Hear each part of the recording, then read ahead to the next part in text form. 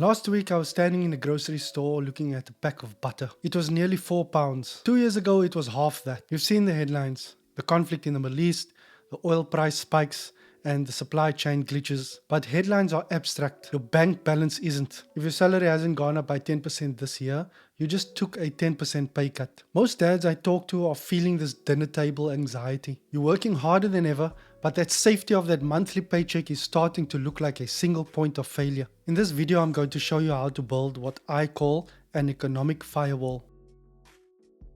This isn't a side hustle to buy a Rolex. It's an economic insurance policy for your family that you build in the dad window. Those 10 hours a week after the kids are in bed. I use this exact blueprint to replace my corporate salary and walk away from the 9 to 5 grind. By the end of this, you'll have a 3-step framework to stop being a victim of the global economy and start controlling your own microeconomy. Section 1, the 9 to 5 mirage versus the economic firewall. Let's name the trap first. When most people think side hustle, they think Uber, Etsy, or filling out surveys for pennies. I call this the second job trap. If you have a full-time job and a family, you do not have the time to trade low-value hours for low-value pounds. You are already exhausted. Taking a second job just means that you are burning the candle at both ends until you snap. An economic firewall is different. It's built on high value leverage. Think about it. Your employer pays you for a role, but the market pays for results. The mirage is thinking your job is safe because you've been there for 10 years. The reality, you are one restructuring away from zero income. To build a firewall, you have to stop being an employee in your spare time and start being a fixer. A fixer doesn't work for people. They solve one specific painful problem for one specific person who has a budget. If you're a project manager, you don't do admin. You eliminate delivery delays. If you're in sales, you don't make calls. You generate predictable revenue. When you solve a £10,000 problem, asking for £1,000 isn't a hustle, it's a fair trade. That's how you build a firewall that inflation can't touch. The 10-hour reality check. Let's be very clear. 10 hours a week will not make you a millionaire by Christmas. If you put in minimum effort, you will get foundational results. And that is okay. The goal of these 10 hours isn't scale. It's proof. Proof that your skill is sellable. Proof that you can find a client. Proof that you can deliver. Most people fail because they try to run a 40-hour-a-week business in 10 hours. They try to do everything. The website, the social media, the networking, the branding. In the foundation phase, you only do 2 things. 1, find the person with a problem. 2, show them you can fix it. That's it. Anything else is just you playing business instead of building one. To find 10 hours, you don't need to quit sleeping. You just need to find your windows. For me, it was 10 to 15 hours a week, and it looked like this. The power hour. 5 hours a week, 6 a.m. to 7 a.m. Monday to Friday. This is when the house is quiet. This is for the hard work, outreach, and client delivery. The lunch sprint, 2.5 hours a week, 30 minutes at work. This is for the admin and quick replies. The Saturday bridge, 2.5 hours a week, 1 focus block before the kids wake up or during a nap. This schedule won't build a 7-figure empire. It will build a $1,000 a month foundation. And once you have that proof, that's when you can talk about a different structure and a different schedule, but not before. Step 1, pick your lane. The first mistake most people make is starting with a big idea. They want to build a course, launch a brand, create a product. Don't do that yet. Your side hustle, at least at the start, should be built on a skill you already have. Not one that you want to learn, one you already have. Think about your day job. What do you do better than most people in your office? Are you the person everyone asks to help with presentations? The one who fixes complicated project plans? The one who explains technical things so they actually make sense? That skill, that's your lane. Here's your task for step 1. Write down 3 things you would do well at work. Be specific, not I'm good with people. Try, I can write a business proposal that gets approved, or I can build a financial model in 2 hours. Pick the most specific one. That's where you start. Step 2, protect your day job first. This is a step nobody talks about. Before you do anything else, read your employment contract. I know, not exactly thrilling, but it's important.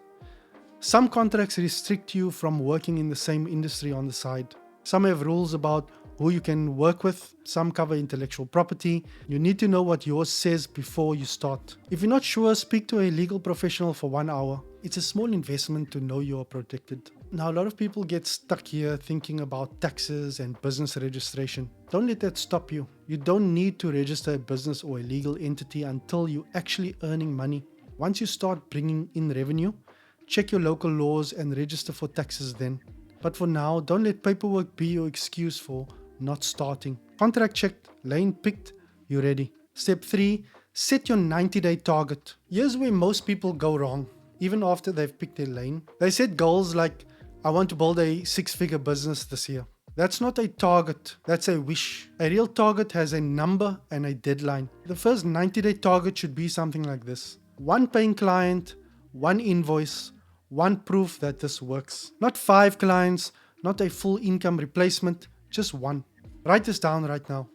In 90 days, I will have 1 paying client for the skill you picked in step 1. That is your only goal for the next 3 months. After spending far too long preparing, I finally stopped hiding in planning and started having real conversations with people I already knew. 6 weeks later, I had a paying client. Because I was specific enough about the problem I could solve, that 1 real person said yes. That is all it takes to start. There are 3 specific clauses you need to understand. Just 3. And once you know what they are actually testing for, you can make a clean, confident decision about what you're building and how. Let's go through each one, starting with one most people misread. Clause 1, conflict of interest. Most people think this clause means you can't have a business while you work here. That's not what it says. Conflict of interest means your side business cannot directly compete with your employer's business. That's it. The test is simple.